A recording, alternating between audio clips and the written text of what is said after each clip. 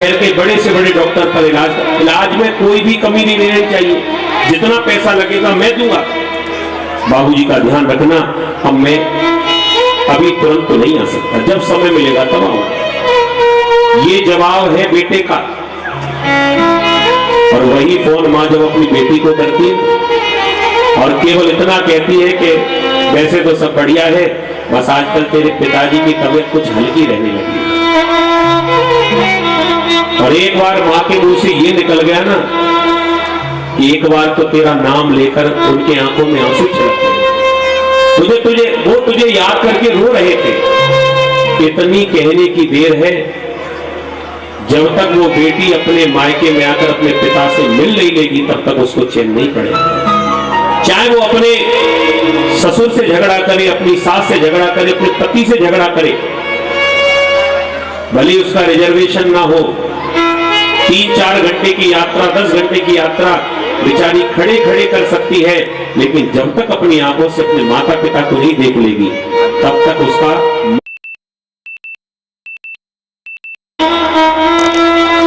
आज देवी सती ने जब देखा कि मेरे पिता ने मुझसे बात नहीं की, बेचारी सती फूट फूट कर रोने लगी। दरवाजे पर खड़ी खड़ी बेटी जब झरझर आंसू बहा रही थी, मां से देखा नहीं गया। सती की मैया महल के बाहर निकलकर आई और कहा, बेटी तू यहां खड़ी खड़ी रो क्यों रही है, तू भीतर चलिए, तेरा घर है।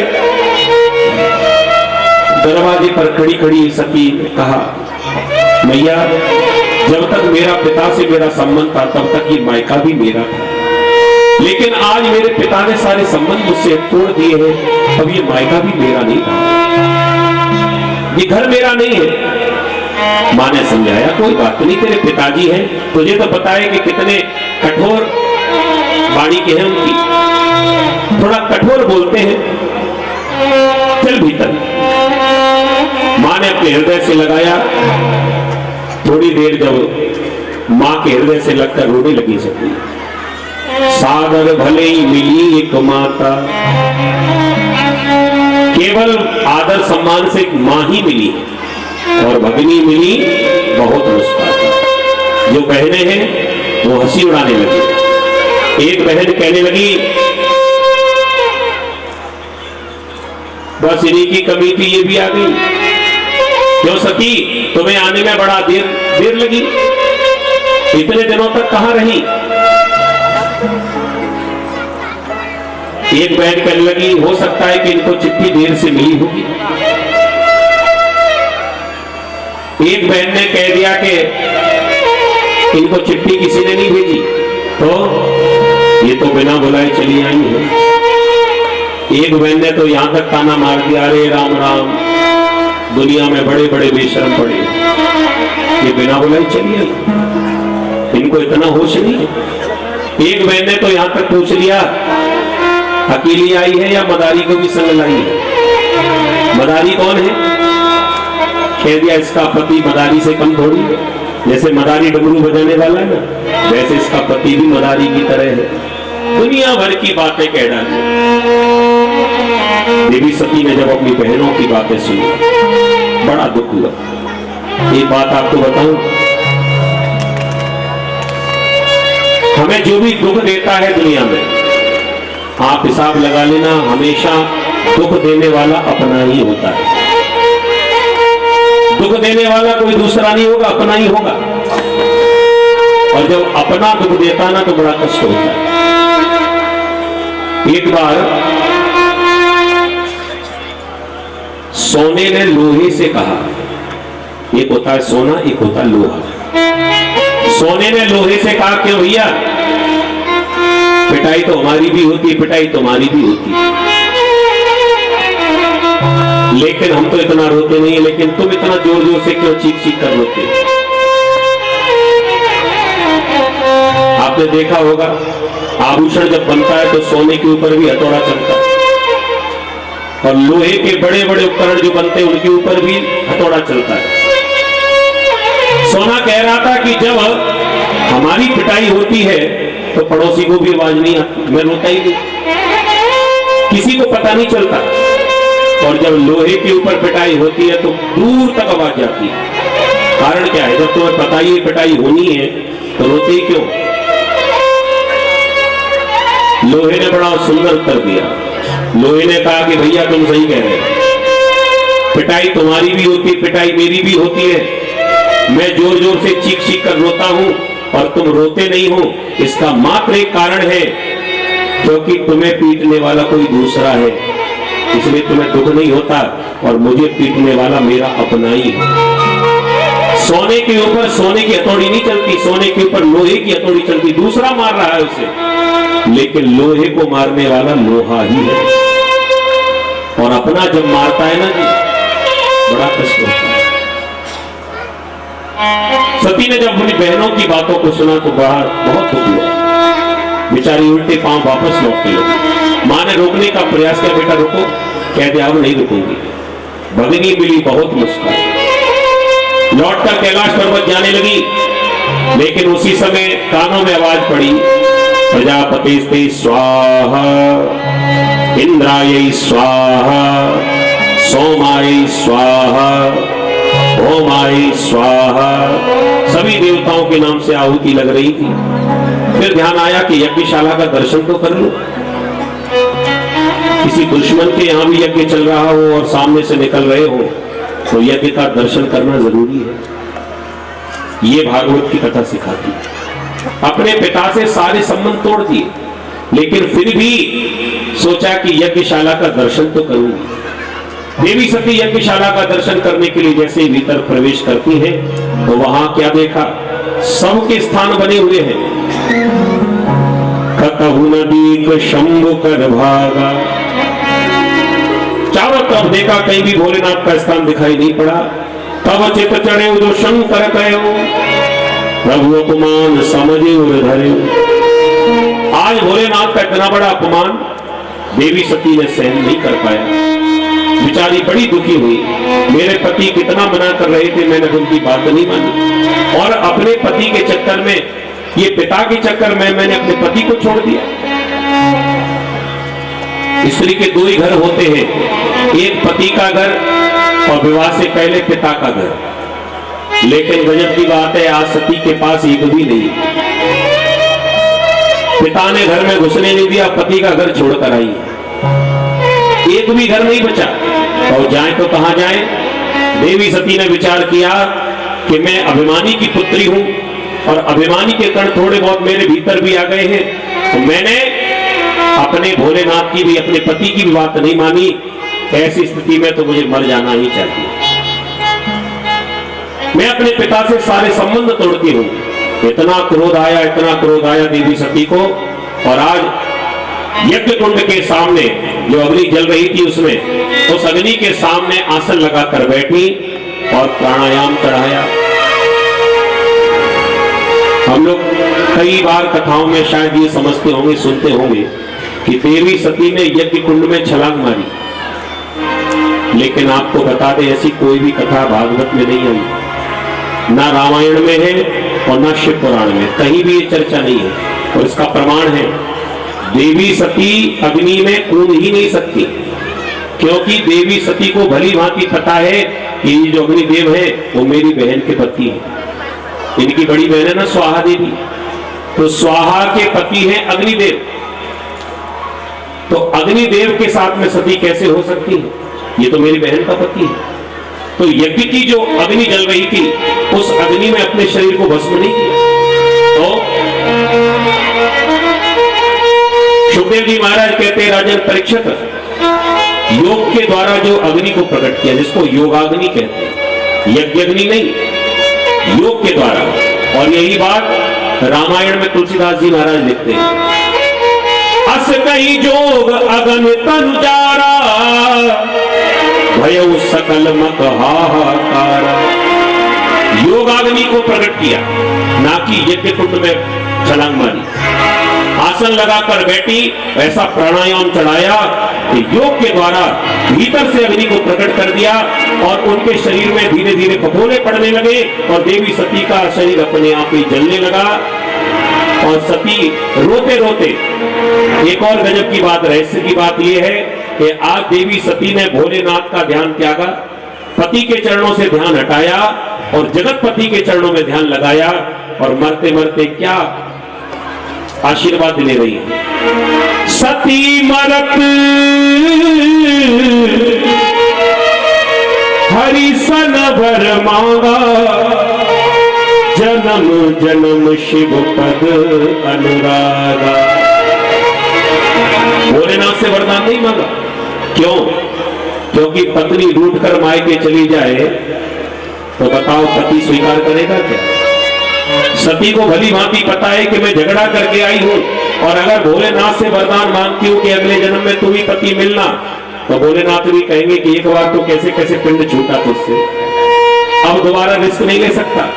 तो सती को पहले ही पता था कि भोलेनाथ से वरदान मांगूंगी तो शायद पूरा नहीं होगा, इसलिए सती मरत हरि सन वर मांगा, जन्म जन्म शिव पद अनुराग। भगवान नारायण से वरदान मांगा है कि मुझे जब भी जब जन्म मिले तो केवल भोलेनाथ के चरणों की ही सेवा मिले। और इतना ध्यान करते हुए आज देवी सती ने अपने शरीर को भस्म कर दिया। जैसे ही शरीर जलने लगा, ब्राह्मणों ने आकर कहा कि यज्ञ बंद हो जाए, क्योंकि तुम्हारे यज्ञशाला में अपशगुन हो गए, यहां पर तुम्हारी बेटी की मृत्यु हो गई है, अब हम यज्ञ नहीं कर सकते। लेकिन दक्ष ने आकर सबको फटकार लगाई, अध्यक्ष मैं हूं, यज्ञ मैंने शुरू कराया है तो पूरा भी मेरे हिसाब से होगा। बेटी तुम्हारी है कि मेरी? महाराज आप ही की है। तो जब मेरी बेटी के मरने का मुझे कोई टेंशन नहीं तो तुम काहे को परेशान हो रहे? हटाओ इस डेड बॉडी को यहां से और यज्ञ शुरू करो। दोबारा से यज्ञ शुरू हो गया, स्वाहा स्वाहा स्वाहा। फिर से आवाज आने लगी। नारद जी के कानों में आवाज पड़ी। नारद जी ने सोचा कि सती के मरने पर भी यज्ञ बंद नहीं हुआ, तो इसका मतलब तो यज्ञ ढंग से बंद होगा। तो नारद जी दौड़े दौड़े गए, भोलेनाथ को जाकर समाचार सुनाया, महाराज आज की ताजा खबर। देवी सती अपने पिता से मिलने के लिए गई और दक्ष प्रजापति ने गुस्से में आकर सती को उठाया और यज्ञ कुंड में पटक दिया। उनके प्राण पखेरु हो गए, भस्म हो गई वो। देखो ऐसा हुआ कुछ नहीं है, लेकिन ये पत्रकारों की भाषा है। ये कोई भी पत्रकारों की आदत होती है, किसी भी खबर को छोटी भी क्यों ना हो, लेकिन जब छापते तो बड़ा चढ़ाकर छापते हैं। भैया कोई पत्रकार महोदय यहां पर बैठे हो तो क्षमा करना, क्योंकि तुम्हारे जो इष्ट देव है नारद जी, जो पत्रकार है ना उनके देवता नारद जी, और नारद जी हमेशा बड़ा चढ़ाकर नमक मिर्ची मिलाकर मसाला बनाकर तैयार करके तब खबर सुनाते हैं। भोलेनाथ को भी ऐसी मसालेदार खबर सुनाई, सोचा कि कुछ प्रतिक्रिया होगी, भोलेनाथ एक्शन लेंगे, और जिसका डर था वही हुआ। जो भोलेनाथ को खबर सुनाई, भोलेनाथ को भयंकर क्रोध आया, अपनी जटा को लेकर जो ही पृथ्वी पर पटका उससे गण प्रकट हो गया। उसका नाम हुआ वीरभद्र। बोल वीरभद्र भगवान की। भोलेनाथ ने कहा वीरभद्र जाओ और जो यज्ञ चल रहा है कनखल में, उस यज्ञ को पूरा विघ्न कर दो, उसमें कोई भी वहां पर साबुत न रहे। वीरभद्र आज्ञा पाकर सारे गणों को लेकर गया, चारों ओर से घेर लिया। जो ब्राह्मण स्वाहा स्वाहा करा रहे थे सबकी पिटाई ठुकाई शुरू हो गई। किसी के हाथ तोड़े, किसी के पांव, किसी की नाक, किसी के दांत, किसी की आंखें नोच ली, किसी की चोटी खींच ली। कुछ वीआईपी देवता बैठे थे तो पीछे के रास्ते से भागने लगे स्वर्ग की ओर, तो वहां नारद जी आ गए, भागते कहां? भंडारा खा के जाना। ऐसे बीच में क्या को जाते? जो आया है भंडारा सबको प्रसाद सबको मिलेगा। लाइन लगाकर सबको प्रसाद दिया गया, सबके अंग छिन्न भिन्न कर दिए। भोलेनाथ को भयंकर क्रोध आया और भोलेनाथ ने युद्ध किया। वीरभद्र से कहा कि तुम संभालो इस युद्ध को। अपनी पत्नी सती को जब जलते हुए देखा, देवी सती का पार्थिव शरीर लेकर भोलेनाथ ने अपनी गोद में उठाया। और शिव महापुराण में यह कथा आती है, वो भोलेनाथ देवी सती के जले हुए शरीर को लेकर पूरे ब्रह्मांड का चक्कर लगाने लगे। ब्रह्मा जी कांप गए कि कहीं प्रलय का दर्शन ना हो जाए। भोलेनाथ विलाप कर रहे, इनको शांत करो। तब भगवान नारायण ने अपना सुदर्शन चक्र छोड़ा और देवी सती के छोटे छोटे छोटे अंग करके जगह जगह पर गिराए, और उससे 51 और 52 शक्तिपीठ प्रकट हो गए। जितने भी शक्तिपीठ देख रहे हो ना, ये पार्वती का रूप नहीं है, ये सारे के सारे शक्तिपीठ सती देवी के ही शरीर से प्रकट हुए हैं। बोले सच्चे दरबार की जय। भगवान नारायण ने भोलेनाथ को जाकर समझाया कि शांत हो जाओ। उधर वीरभद्र का युद्ध हुआ दक्ष प्रजापति के साथ। तो दक्ष प्रजापति के सिर को लेकर गाजर मूली की तरह तोड़ा, केवल धड़ रह गया और सिर को लेकर यज्ञ कुंड में भस्म कर दिया। भोलेनाथ से कहा कि यज्ञ को संपन्न तो कराना पड़ेगा, क्योंकि कोई यज्ञ आरंभ हुआ है उसकी पूर्ण आहुति होना बहुत आवश्यक है। क्या किया जाए? भोलेनाथ आए और भोलेनाथ ने देखा कि यजमान का तो शरीर गायब हो गया। अब पूर्ण आहुति करे कौन? भोलेनाथ ने कहा कोई दूसरा सिर ले आओ तो हम इनका ऑपरेशन कर सकते हैं। सारे देवता अपनी अपनी गर्दन बचाकर भागे, कहीं अपनी ना कट जाए। तो दौड़ कर गए, किसी बकरे का सिर काट कर लाए, भोलेनाथ को दिया गया और भोलेनाथ ने अपने ससुर जी के धड़ पर बकरे का सर जोड़ दिया और जैसे ही प्राण फूके तो आदक्ष प्रजापति बम बम भोले करता हुआ जैसे ही खड़ा हुआ। अब बकरा तो मैं ही करता है। भोलेनाथ की जब स्तुति गाने लगा तो भोलेनाथ को हंसी आई, ससुर जी तुम नहीं सुधरे, तुम पहले भी मैं करते थे, अब तो परमानेंट में ही मैं करनी है। आज भोलेनाथ ने दक्ष प्रजापति का भी जो यज्ञ था उसे पूर्ण किया।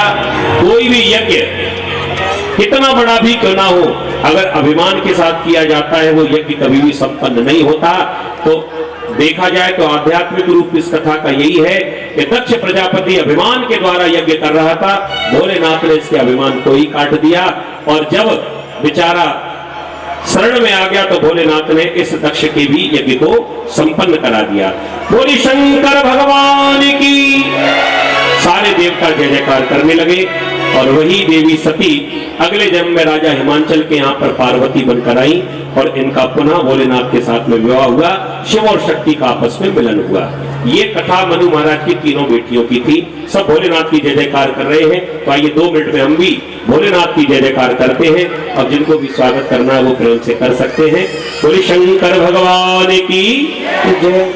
जटा में तेरी गंगा विराजे, गले सर्प की माला, की भोला डमरू वाला, की भोला डमरू वाला, हो के भोला डमरू वाला, की भोला डमरू वाला, हो की भोला डमरू वाला, की भोला डमरू वाला, हो के भोला डमरू वाला, की भोला डमरू वाला। जटाओं में तेरी गंगा विराजे, जटा में तेरी गंगा विराजे, जटाओं में तेरी गंगा विराजे, जटा में तेरी गंगा विराजे, गले सर्प की माला, की भोला डमरू वाला, की भोला डमरू वाला, हो के भोला डमरू वाला, की भोला डमरू वाला, ओहो की भोला डमरू वाला, भोला डमरू वाला, हो के भोला डमरू वाला, की भोला डमरू वाला। जय।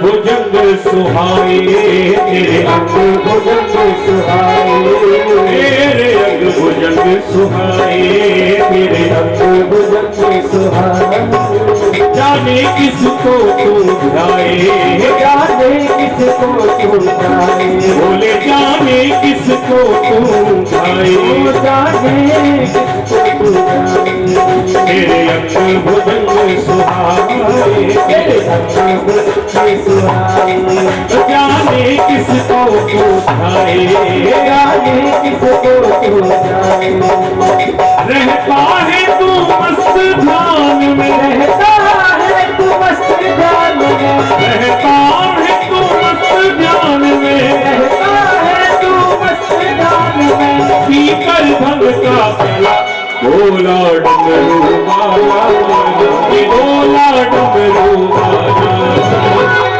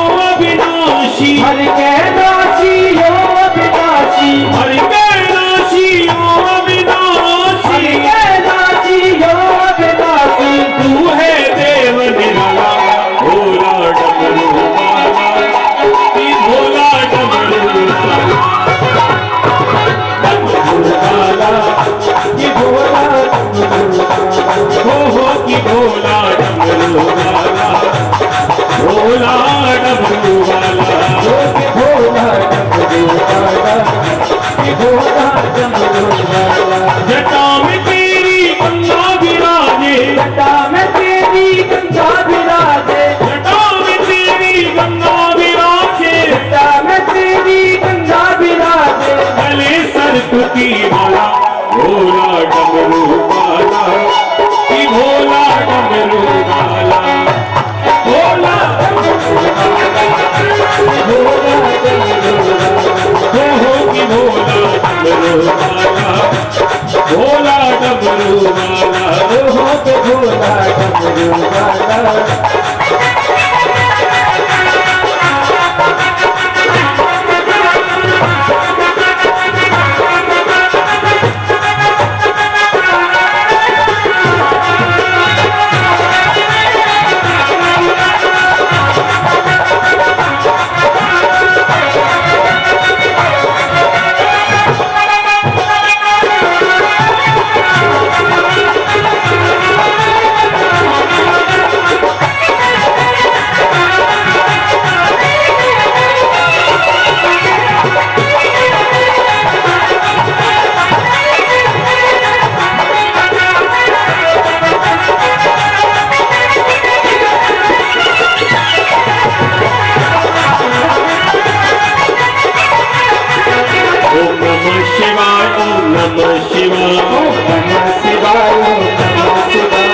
हर हर भोले नमः शिवाय, हर हर भोले नमः शिवाय, हर हर भोले नमः शिवाय, हर हर भोले नमः शिवाय। तेरी जटा में गंगा नमः शिवाय, तेरी जटा में गंगा नमः शिवाय, तेरे गले भुजंगा नमः शिवाय, तेरे गले भुजंगा नमः शिवाय।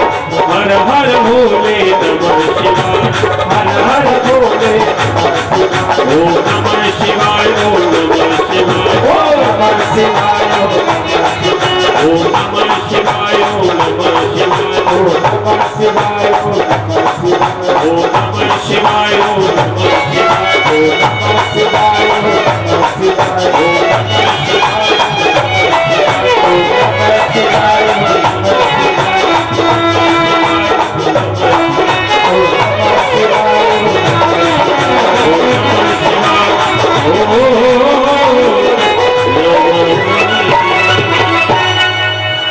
पार्वती पते हर हर हर महादेव। भोलेनाथ ने सभी के ऊपर कृपा की। मैत्रेय जी महाराज विदुर जी से कहने लगे, हे विदुर जी,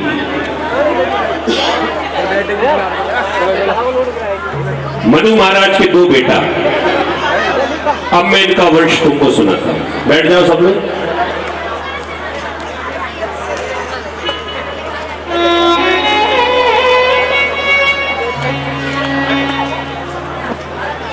दो बेटा हैं, प्रिय प्रतोत्तान पादौ शतरूपा पतहि सुतौ वासुदेवस्य कलया रक्षायां जगतस्थितौ जायतान पादस्य सुनीतिः शुचिस्तयोः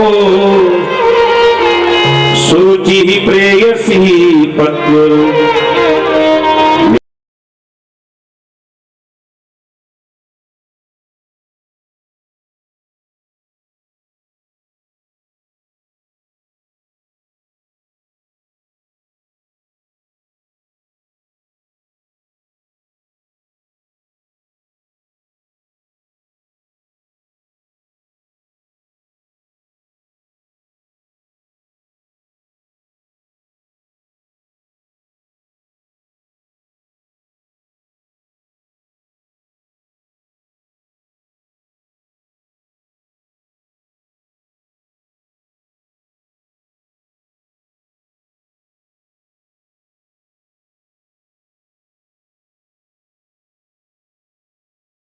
महाराज की और ये वही ध्रुव जी महाराज हैं जिन्होंने 5 वर्ष की आयु में भगवान को प्राप्त कर लिया। ऐसी कठिन तपस्या की। अपनी सौतेली मैया की बात जब दिल पर लगी तो नाराज होकर अपना घर त्याग कर चले गए जंगल में। नारद जी के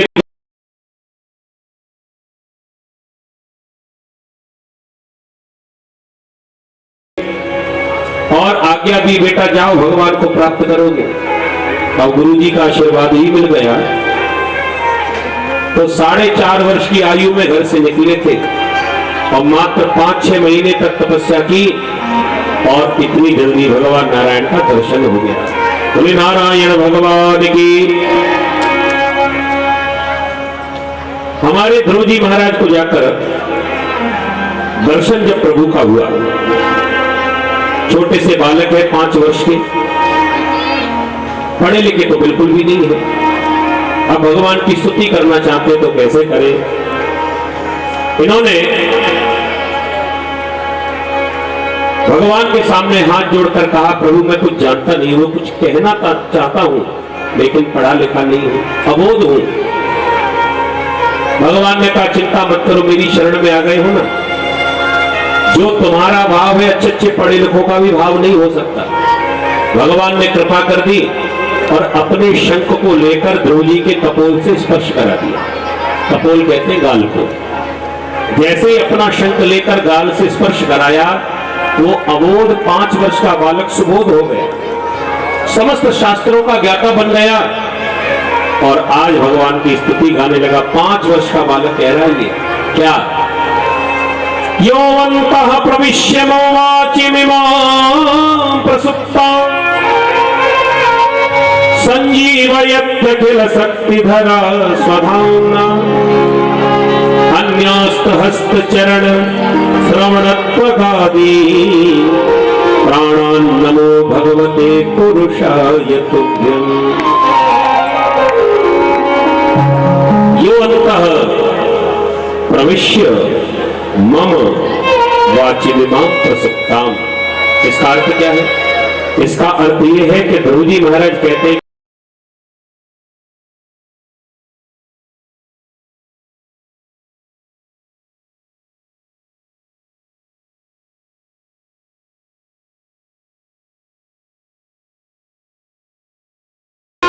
ये तो मरी हुई थी। किसी ने कहा जो मर जाता वो जीवित नहीं